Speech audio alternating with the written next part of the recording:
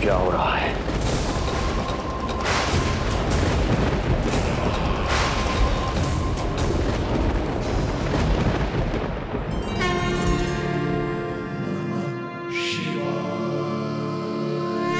क्या हुआ प्रभु? आप अचानक इतने चिंतित क्यों हो गए? कृष्ण ने अपने पांव का अंगूठा अपने मुख में रख लिया है देवी। इसमें चिंतित होने की कोई बात नहीं है प्रभु। ऐसा तो हर बालक कभी ना कभी करता ही है। तो सखा कोई साधारण बालक नहीं है देवी पार्वती, तो भगवान है। यदि वो ऐसे ही अपने अंगूठे को मुख में रखकर खेलते रहे तो अवश्य ही आ जाएगी। कौन आ जाएगी प्रभु? प्रलय आ जाएगी देवी, प्रलय आ जाएगी देवी। हे नारायण जी, क्या हो रहा है?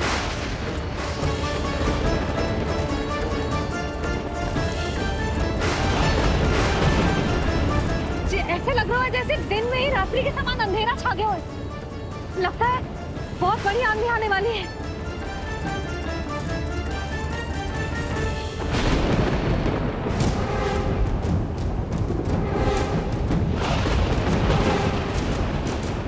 ये भीषण आंधी, ये मूसलाधार वर्षा, तुम दोनों ने ऋषि गर्ग के साथ मिलकर अवश्य कोई योजना बनाई है ना?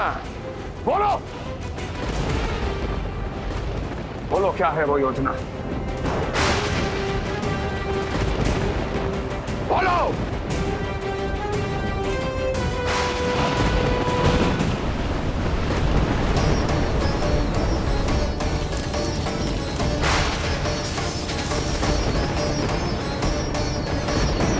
लगता है प्रकृति क्रोध में।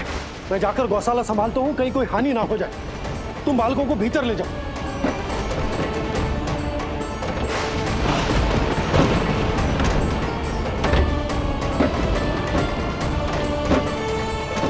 जी द्वार और झरोखे बंद करते हैं। हाँ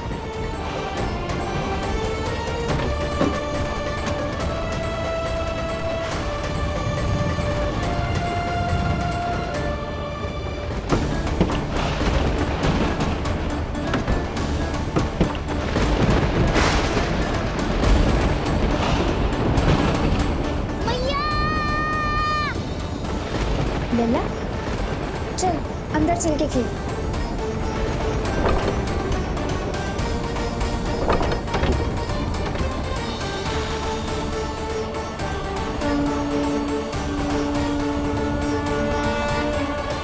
आपके सखा तो ध्यान निद्रा में चले गए हैं प्रभु। इनकी ये अंगूठा चूसने की सामान्य सी क्रिया का कितना घातक प्रभाव पड़ रहा है, इन्हें तो पता भी नहीं है। चाहे जानबूझकर की जाए या अनजाने में हो, सखा की हर लीला के पीछे कोई ना कोई उद्देश्य अवश्य छिपा होता है। पर ऐसा लगता है देवी जैसे उनकी इस लीला के पीछे एक नहीं अनेक उद्देश्य छिपे हैं।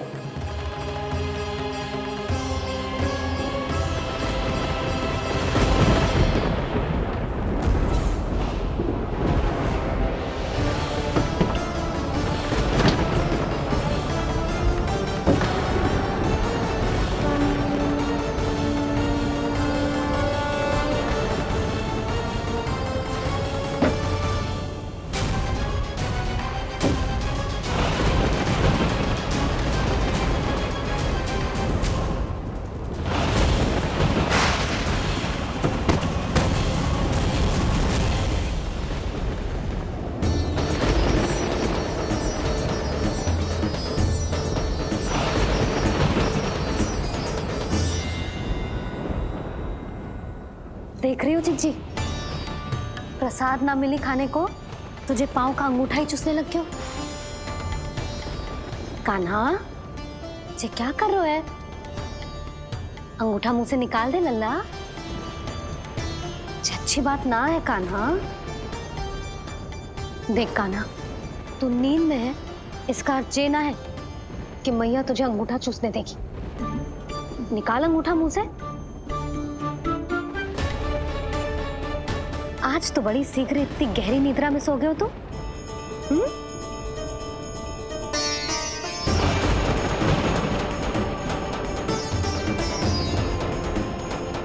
देख रही हो ना चिच्ची, अंगूठा मुंह से निकालने को तैयार ही ना जी।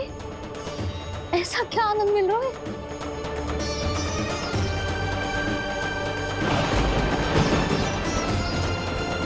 अधिक बल भी ना लगा सकती, अत्यधिक नींद में है, कहीं इसकी आंख ना खुल जाए। रानी भाभी, लगता है तीव्र वर्षा होने वाली है। मैं और भोला भैया के साथ अगले निकल रहे हैं। हो सकता है उन्हें हमारी आवश्यकता हो। हाँ हाँ चलो बोला। चिच्ची, तीव्र वर्षा आरंभ होने से पहले आप और बरदाऊ निकल जाओ। ठीक है, किंतु तुम भी सतर्क रहना। हाँ, आप भी ध्यान से जाओ।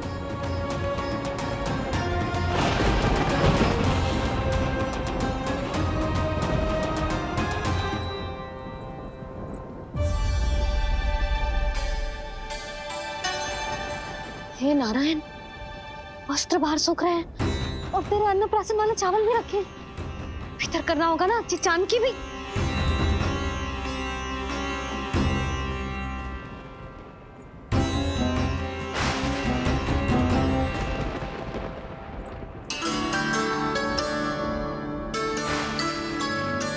लल्ला, वैसे जी बहुत बुरी बात है।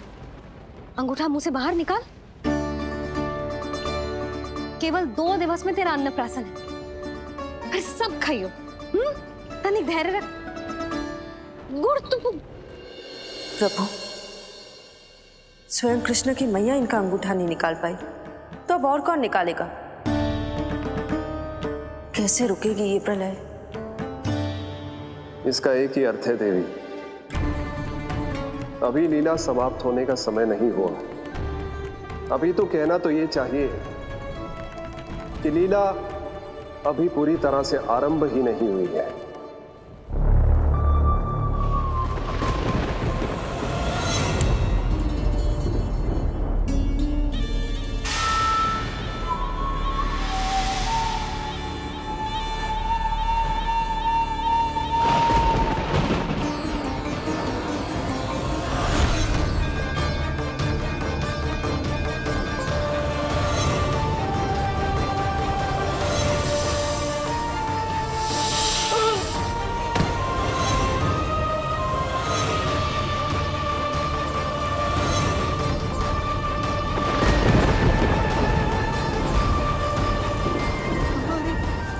कंस ने प्रलय बुला ली, कंस ने प्रलय बुला ली।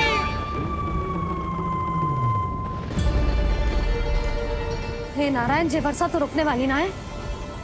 गुड़ और गेहूं भीतर रख देती हूँ।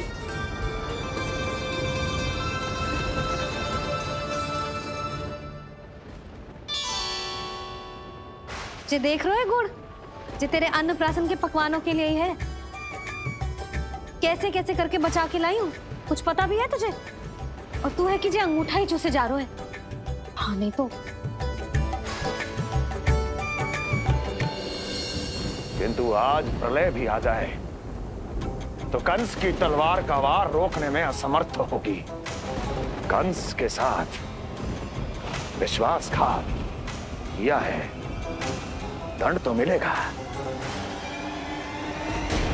महाराज, वायुमंडल में अचानक आए इस परिवर्तन का हमसे कोई लेना देना नहीं है। हम तो बस अपनी संतानों के श्राद्ध के लिए जा रहे थे। मूर्ख हूं मैं, मूर्ख हूं मैं। कंस एक मूर्ख है, मूर्ख हूं मैं। अब अच्छी तरह जानता हूं मैं, श्राद्ध केवल एक बहाना है। किंतु सत्य यह है कि तुम और वो ऋषि गर्ग मिलकर मेरे विरुद्ध एक षड्यंत्र रच रहे हो, और ये तुम्हारी योजना है। भैया, ये आप क्या कह रहे हैं? कैसा षड्यंत्र, कैसी योजना? हम तो केवल श्राद्ध के लिए गए थे। बहुत अवसर दिए मैंने तुम दोनों को, किंतु तुमने बार बार मुझे मूर्ख बनाया। इसलिए अब मैं अवसर दूंगा अपनी इस तलवार को।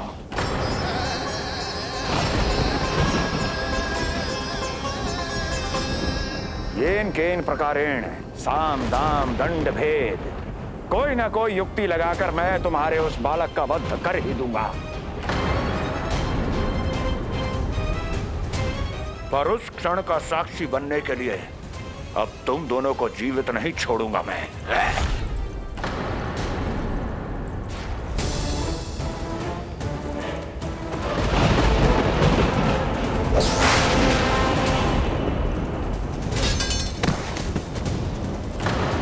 स्वामी,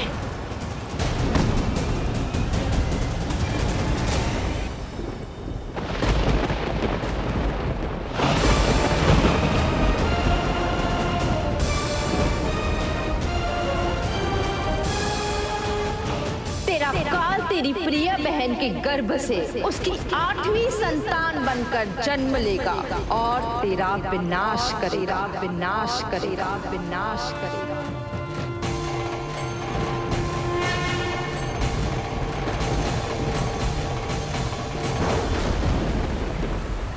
प्रलय आने वाली है, प्रलय आने वाली है, प्रलय आने वाली है।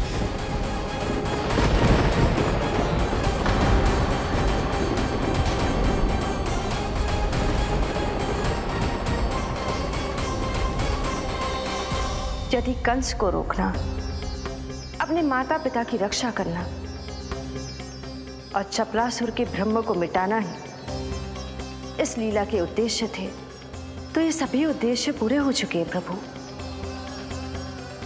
अब तो ये प्रलय रुकनी ही चाहिए।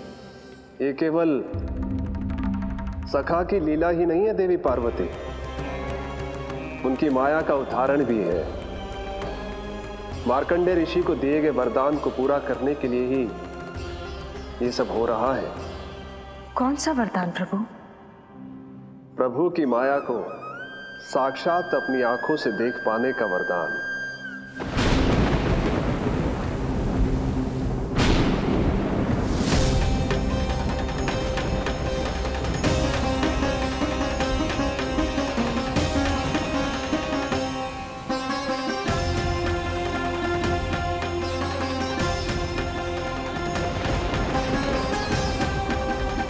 हे नारायण, क्या ये प्रलय है?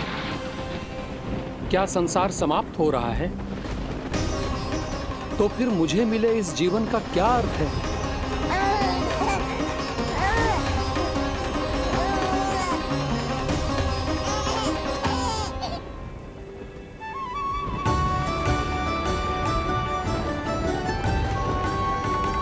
ये बालक यहां कहां से आया?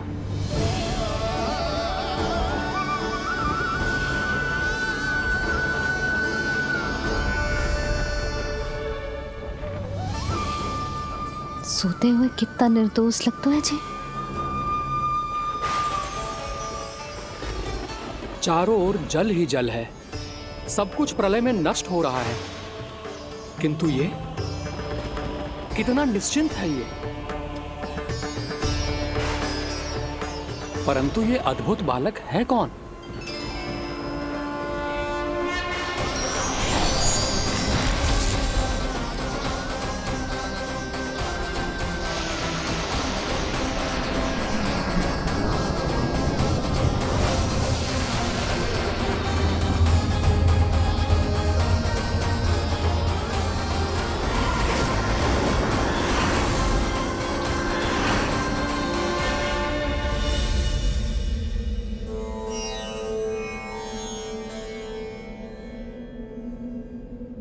जिन घने काले बादलों ने आकाश को घेरा हुआ था, कहां गए वो? यहां तो प्रलय का कोई चिन्ह ही नहीं है।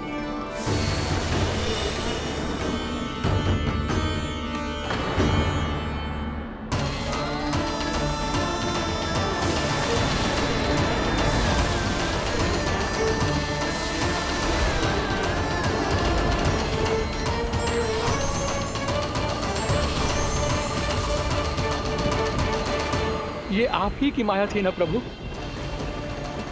मुझे इसका साक्षी बनाने के लिए आपका बहुत बहुत धन्यवाद। परंतु इसका अर्थ क्या है प्रभु?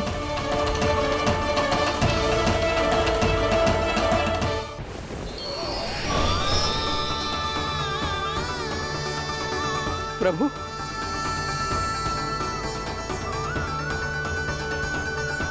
इसका अर्थ ये है कि ये मानव संसार वट वृक्ष पर स्थित है और मानवों का जीवन काल वट वृक्ष के पत्ते पर विश्राम करती एक जल की बूंद के समान होता है।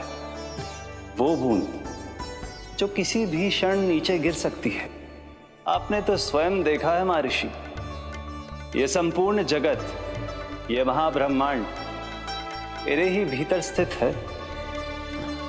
ये उदाहरण है इस बात का कि जो दिखता है उसके कई स्वरूप होते हैं। जो आज आप देख रहे हैं वो पहले भी हो चुका है और आगे भी होगा। सब कुछ एक माया है। प्रलय का होना, जीवन का होना, दुख सुख सब एक भ्रम है। ठीक उसी प्रकार जिस प्रकार एक जलाशय में दिखने वाला प्रतिबिंब आपकी वास्तविकता नहीं बल्कि एक भ्रम होता है। इसलिए मनुष्य को सदैव ध्यान रखना चाहिए कि जीवन में कोई भी संकट क्यों ना आए, वो इस प्रलय की तरह केवल एक भ्रम ही होता है। ऐसे समय में जो संकट के सामने झुक जाते हैं या अधर्म का साथ देते हैं, वह स्वयं को उस भ्रम रूपी प्रलय में डुबोकर नष्ट कर लेते हैं।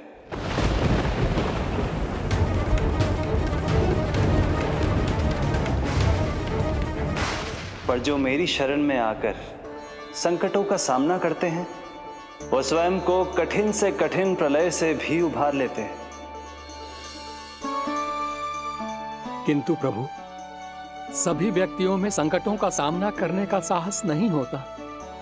कृपा करके आप कुछ ऐसा कीजिए जिससे आपके भक्तों को इतना बल मिले कि वो कठिन से कठिन परिस्थितियों का सामना भी सहर्ष कर सकें। मैं वरदान देता हूं महर्षि, पीपल के पत्ते पर बाल कृष्ण की इस छवि का स्मरण मेरे जो भी भक्त करेंगे उनके साथ मेरा आशीर्वाद सदैव बना रहना। वो चाहे कितनी भी कठिन परिस्थिति में क्यों ना फंसे, बाल कृष्ण की ये छवि उन्हें उससे उभर पाने में सामर्थ्य प्रदान करेंगे।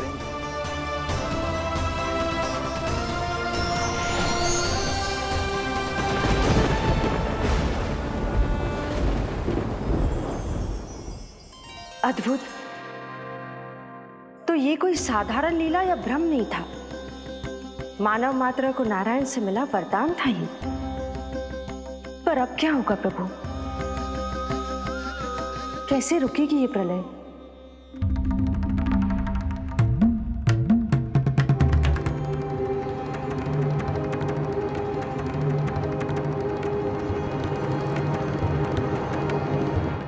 क्या सोच रहे हैं प्रभु? क्या आप रोकेंगे ये सब? नहीं प्रिय, ये कृष्ण की माया है, वही इसे रोक सकते हैं। पर मैं अपने सखा से भेंट करने अवश्य जाऊंगा। पर पिछली बार की तरह बिना उपहार लिए नहीं।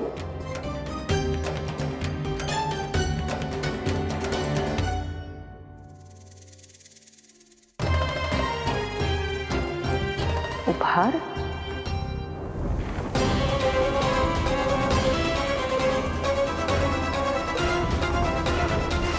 आप तो प्रलय का भी सामना करने के लिए तैयार थे ना भैया? अभी तो प्रलय भी नहीं आई और आपकी ये दशा हो गई। महाराज,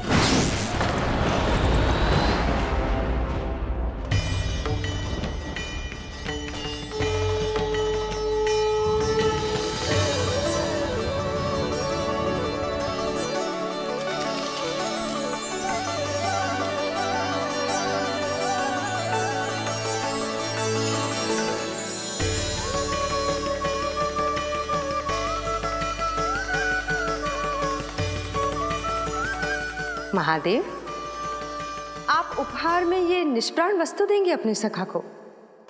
सही पहचाना देवी, पर उपहार देने से पहले इसे आकार दूंगा मैं, क्योंकि प्राण तो इसमें बालकृष्ण ही भरेंगे।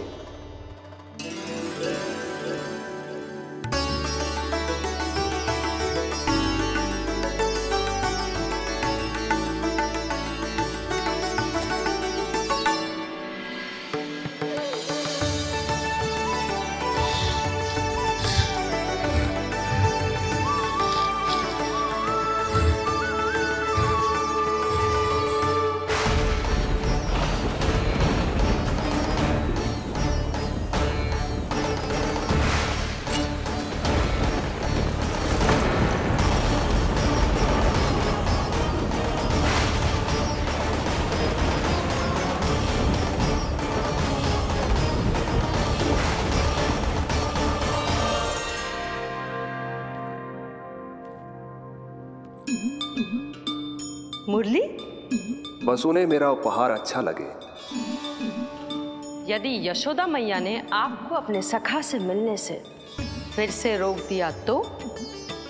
इस बार चुपचाप छिपकर उनकी दृष्टि से बचकर जाऊंगा देवी पार्वती।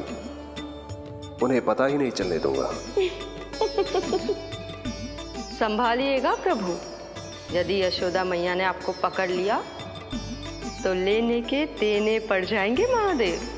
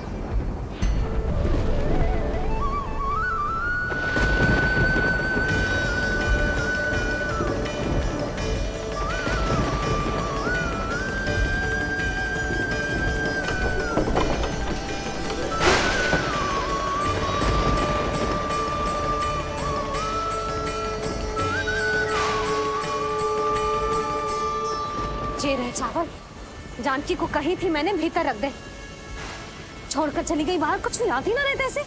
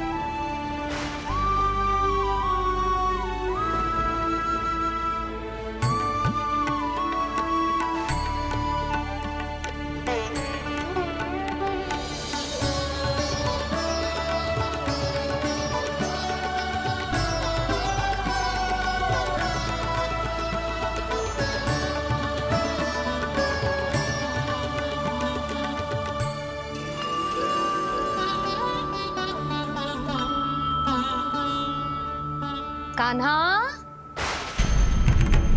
अंगूठा निकाल दे नन्ना, नहीं तो रुक जा, मुझे ही अंगूठा निकालना पड़ेगा तेरा। पूरे वस्त्र भीग गए मेरे, कहीं मेरे कारण इसका श्वास ना बिगड़ जाए। वस्त्र बदल के आ रही है मैया।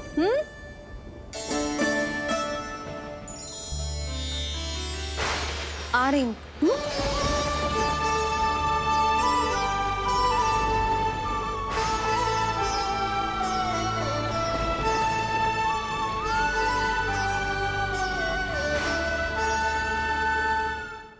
शासन की नींव भय होती है महाराज, और आपका पूरा साम्राज्य भय पर ही टिका हुआ है। यदि आप भी इस तरह से भयभीत दिखाई देंगे तो आपके साम्राज्य को डगमगाने से कोई भी नहीं रोक पाएगा। एक बार आपने ही कहा था ना कि अपनी दुर्बलता कभी किसी को मत दिखाओ। प्रजा को भयभीत कंस नहीं, भयानक कंस दिखना चाहिए, भयानक कंस। अब आप ये सिद्ध कर दीजिए कि भय आपके शत्रु का नहीं, आपका शस्त्र है। महाराजा धीराज, कंस का शस्त्र।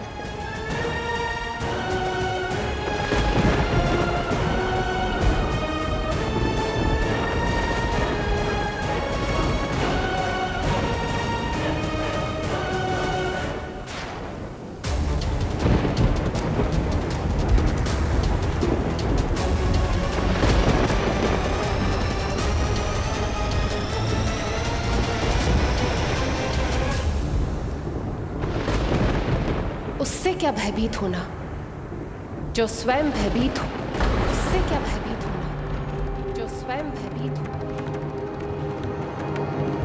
सखा, इस माया को विराम देने का समय आ गया है।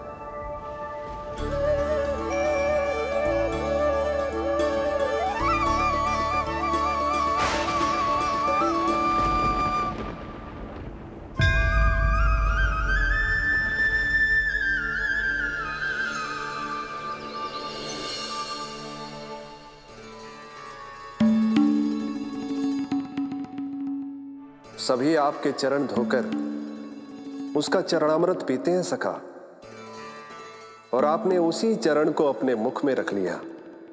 यही तो सखा, मैं इस तथ्य से चकित था, इसलिए सोचा एक बार अपने चरणामृत का स्वाद स्वयं भी चख ही लिया जाए। अब जो उपहार लाए हैं वो शीघ्र ही दे दीजिए। मैया ने आपको देख लिया तो आपको तो अनुभव है वो क्या क्या करने में सक्षम है। आपसे कुछ भी छुपाया नहीं जा सकता सखा।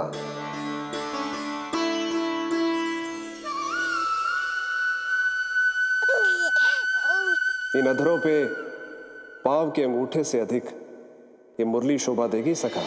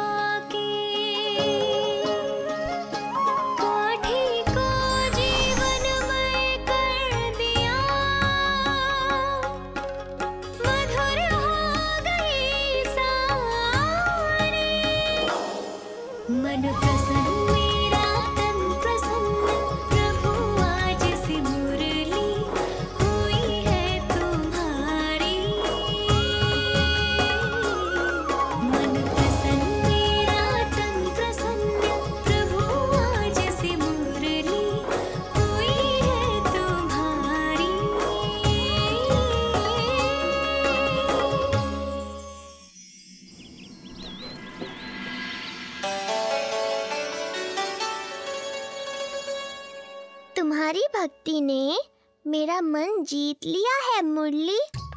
शीघ्र ही सारा संसार तुम्हें मेरे नाम से और मुझे तुम्हारे साथ से पहचानेगा।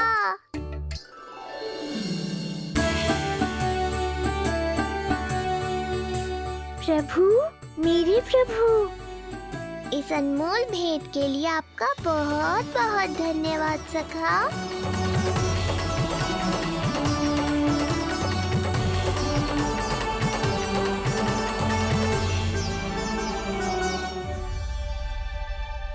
सखा, मैया,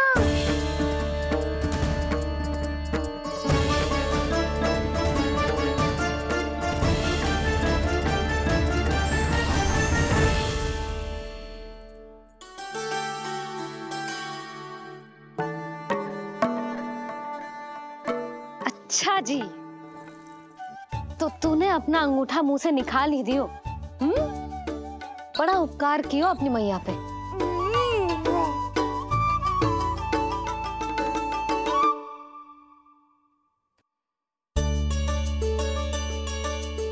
प्रभु, मैया ऐसा मत करो, मेरी मुरली वापस दे दो मुझे। ये कहाँ से आई? मेरे सखा ने उपहार में दी है। मैंने तो सोचा भी नहीं था मैया कि मेरे अंगूठा मुंह में लेने से इतना सब कुछ हो जाएगा। तेरे मुख पे छाई ये दृष्टता की छाया साक्षी है। ये जो भी हुआ, ये तुम दोनों, उस ऋषि गर्ग और तुम्हारे उस पुत्र का किया धरा है, जिसे तुमने मुझसे छुपा रखा है। जो स्वयं दूसरों का बुरा करते हैं, उन्हें सदैव यही लगता है कि उनके पीठ के पीछे उनके विरुद्ध कोई न कोई षड्यंत्र हो रहा है। मुझे तनिक भर भयभीत देखकर इतना साहस आ गया तुझमें कि मुझे प्रत्युत्तर देगी। लगता है तुम दोनों महाराज की तलवार के वार को भूल चुके हो। स्मरण करो, इतने वर्षों में इसने एक बार भी तुम्हें छुआ तक नहीं, लेकिन अनेकों बार तुम्हारे हृदय को रक्त रंजित कर चुकी है ये। मेरी इस तलवार ने तुम दोनों की 6 संतानों का रक्त चखा है, और अब एक और संतान के रक्त में स्नान करने वाली है ये। वो संतान जो गोकुल में पल रही है। बस कंस भैया बस, बस कंस भैया बस, बस कंस भैया बस।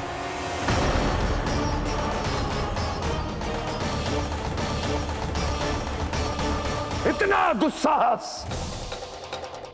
तू मुझसे ऊंचे स्वर में बात करेगी अपने बड़े भाई के सामने? बड़े भाई जैसे कौन से कर्म किए हैं आपने?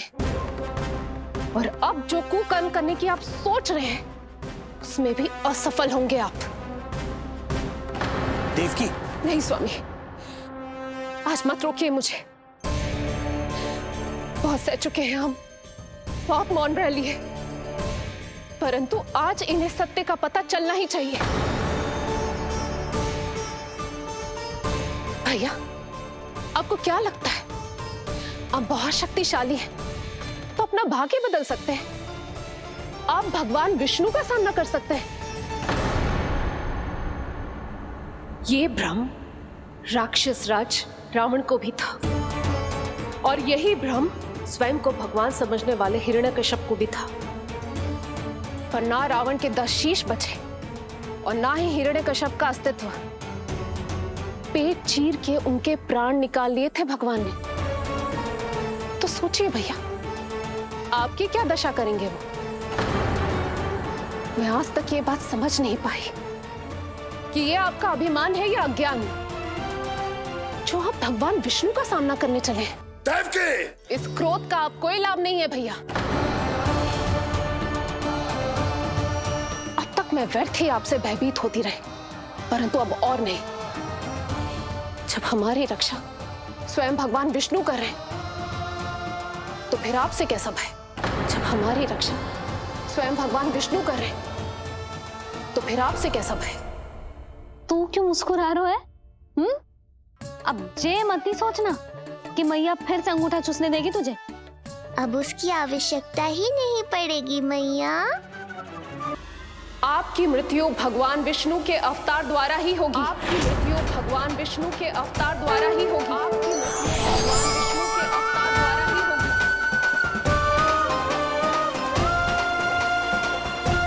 होगी। भले ही वो कहीं भी क्यों ना हो।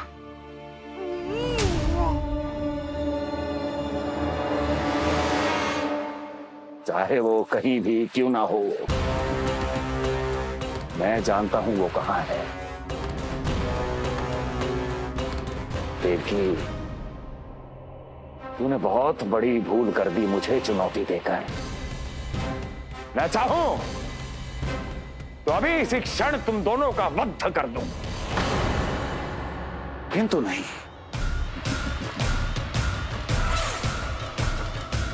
तुम्हें श्राद्ध करना बहुत प्रिय है ना? तो ठीक है, तो अब मैं तुम दोनों का वध तभी करूंगा जब तुम दोनों अपनी 8 संतानों का श्राद्ध एक साथ कर चुके होगे।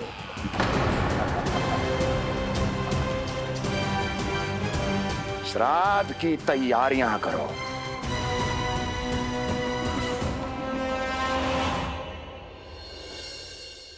मैया अन्नपूर्णा की कृपा से आज अन्नप्राशन के सभी कर्मकांड अच्छे से हो जाए, भोजन स्वादिष्ट बने और मेरे कान्हा को प्रिय लगे। बस इतना आशीर्वाद दे दो तुलसी मैया। मैया, कहीं उसे ऐसा ना लगे कि उसकी मैया को अच्छा भोजन बनाना आतो ही ना है।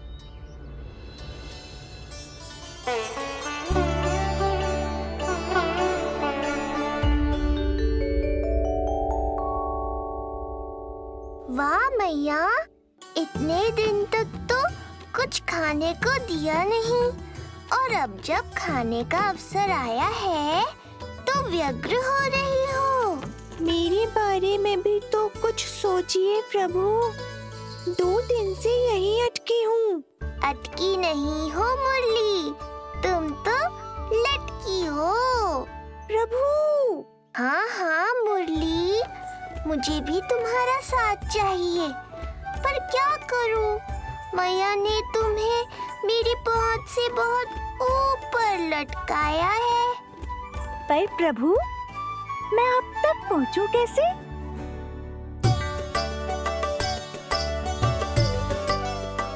प्रभु, सोचिए मत, कुछ करिए।